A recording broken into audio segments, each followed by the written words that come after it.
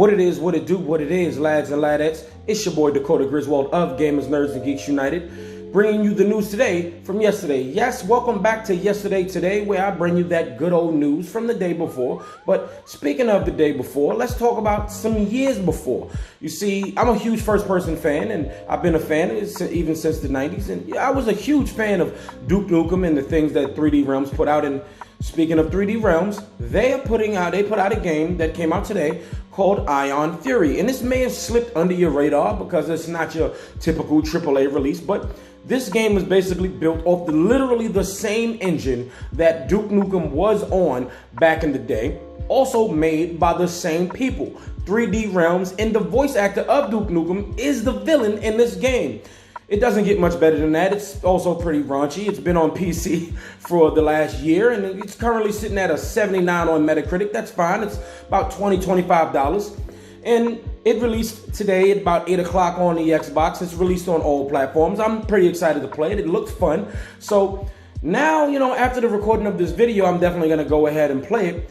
But 79 on Metacritic, I wasn't expecting it to be anything like The Last of Us or anything like that. But I'm expecting some good, wholesome fun, and this is probably going to be my supplemental game that I play between now and The Last of Us. Unless I beat this game in like a week, then we're going to have to figure it out. But I'm going to play this. It looks really fun, and I'll just keep it updated. You can also check out the Instagram because I like to post certain gameplay clips sometimes on there. Just keep an eye out for that. I got some Streets of Rage up there, some Star Wars up there. Just keep an eye out for that. But let's get into the news. That's what you guys are here for, right?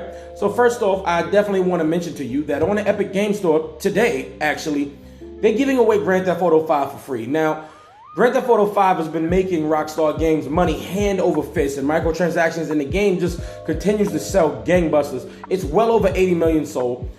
I haven't even heard of that for one specific game in a very long time. I've heard of numbers like that for systems, consoles, but not for games. And this game, I really do believe everybody's playing it for the online, but maybe some people are still buying it because they want to play the single player.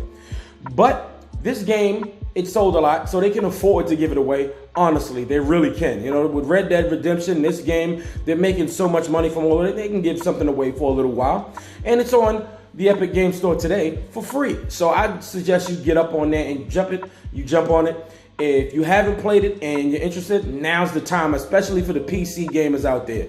Moving on to the next story. So officially yesterday, Mortal Kombat 11 dropped another trailer. This time they're revealing gameplay for all the new DLC characters. That's Fujin, Shiva, and RoboCop. Now, I definitely really want to say, you got Fujin and Shiva, they're the regular characters. But some people like me are curious to see how RoboCop would play out in this game, and it seems like he's doing pretty well. They got him doing some pretty good brutalities. They got him doing his moveset looks pretty awesome. He has the blade that was replaced his finger. He has that, and he has a shield. He seems pretty OP, but honestly, I love it. He has a fatality where basically he blows you up, and while he's walking out away in classic 80s fashion, you blow up, and then you see body parts all over, and it slows down and freezes while he's in the middle of all of it, and it's awesome. Awesome. So I really can't wait for the release date of the DLC. I do want to play more of the story, but to play as RoboCop, a movie that I loved. Now, I grew up in the 90s, but I was born in the late 80s, but I loved RoboCop coming up, and why wouldn't I want to play as RoboCop? And then they have RoboCop versus Terminator in the trailer, and two really great 80 iconic movies together in one game. Why not? I'm all for it. So this looks really good. Shiva looks really awesome, but Fujin, like I said in a previous video, he looks straight up beast. And I'm a button masher, but it looks like some of these moves are chained together pretty well. I can't wait to see how that's going to happen, but I'm really excited to see this. Moving on to the next story, and the first PS5, the gameplay pretty much, this is a tech demo technically, but it's a playable tech demo that was supposed to be at one of the conferences that got canceled. It was GDC. We saw it. We officially saw it, and it was amazing. I cannot wait for the PS5. I can't wait for this gen, period. And this video also gave us the official unveiling of Unreal Engine 5, and that of course is coming to you from Epic Games. They make money from Epic from their Unreal Engine because a lot of people use it to develop, and then they also make so much money from Fortnite. It's just like, we can give you stuff, we can let y'all slide. They can afford to give games away for free. Absolutely. So, but here's something very interesting that I saw. They said that it's probably going to rival PCs. It'll probably be faster than PCs because the technology really isn't anywhere else that's in the PS5 as far as the speed and the frames and everything like that. This is all a bunch of tech speak that I'm not the expert on, but I'm excited. This looked amazing, and the sound quality. I can't wait to play the PS5 and Xbox Series X with a headset. That is gonna blow me away. I just can't wait. Moving on to the next story, and like I always say, The Last of Us just can't stay out of the news. And Neil Druckmann, he feels very confident. He says there's always the fear that when you make something great and you're going to go back to it, you're going to mess it up. You're going to mess up what made it so special.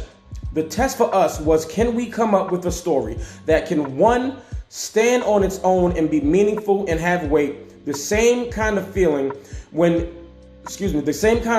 we had when it came upon the story for the first one. But also now, because it's part 2, it has to be additive.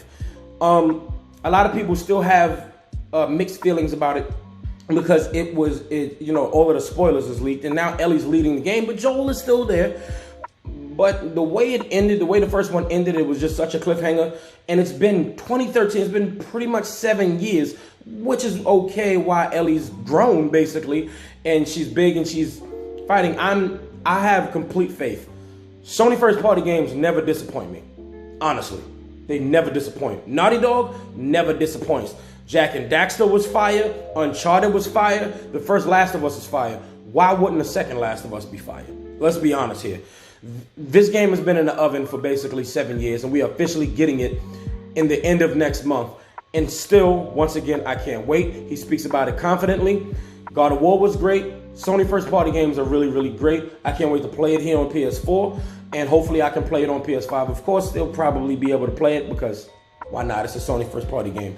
But he speaks very confidently, and he just kind of just tailors to my excitement. But moving on to the next story, you ever play Mafia? You a fan of Mafia? I'm not the hugest fan of Mafia. I did play Mafia 3.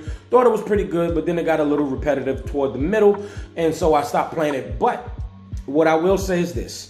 They are completely remastering all 3 Mafia games in a trilogy, and it will be releasing this August. So if you're watching this and you are a Mafia fan, let me know down in the comments below what you think of it. Does this excite you? Are you happy of it? Did you finish Mafia 3? And I definitely played Mafia 3 because I can relate to the character, him being black, a person of color.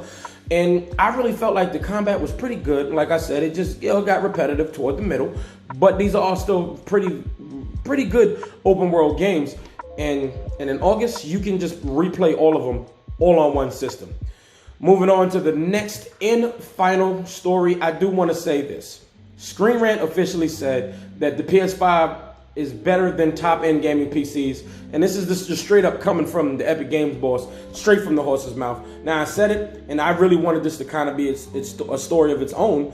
And it is, because it's just, we have so many people swearing like, oh, PC gaming is elite, and it absolutely is, if you have the money to fund it. Now, if we're getting a console that's potentially only $500, we still don't know what it's going to cost. But if we're getting a console that's that much, and it's rivaling PC, I think that's amazing. I can't wait to see it, because that tech demo was something crazy. I can't wait. And The Last of Us. Listen, lads and ladies, thank you so much for watching. I am ecstatic for next gen. I am ecstatic to play Ion Fury. I'm going to play that right now. But lads and ladies, let me know down in the comments below what you think of all the stories that I reported on here today. Please stay safe and play plenty. This video is finito.